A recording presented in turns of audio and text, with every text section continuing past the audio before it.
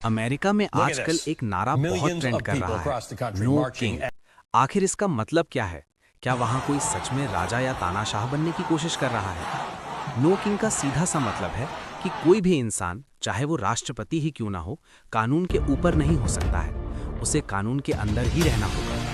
Current में ये इसलिए ट्रेंड कर रहा है क्योंकि ऐसा माना जा रहा है कि डोनाल्ड ट्रंप एक राजा यानी तानाशाह बनने की कोशिश कर रहे हैं। अमेरिका एक डेमोक्रेसी कंट्री है जहां पावर जनता के पास होती है। नो किंग सोच की शुरुआत अमेरिकन रेवोल्यूशन से हुई, जब अमेरिका ब्रिटेन के राजा किंग जॉर्ज III के कंट्रोल में था। लोग परेशान थे, टैक्स सादा था और आज़ादी लोगों को कम थी। फिर जनता ने बगावत कर दी। अब कोई राजा नहीं होगा, देश संविधान और कानून से चलेगा।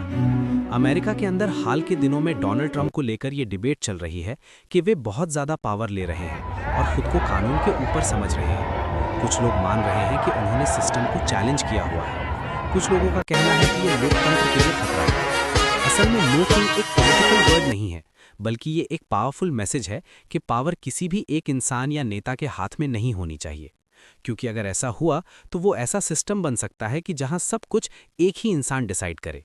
अब जब भी तुम नो किंग सुनो तो समझ लेना कि ये सिर्फ नारा नहीं है, बल्कि आज़ादी की एक आवाज़ है। साथ ही एक वार्निंग है जो कहती है कि जनता सबसे ऊपर है, यहाँ कोई राजा नहीं बनेगा।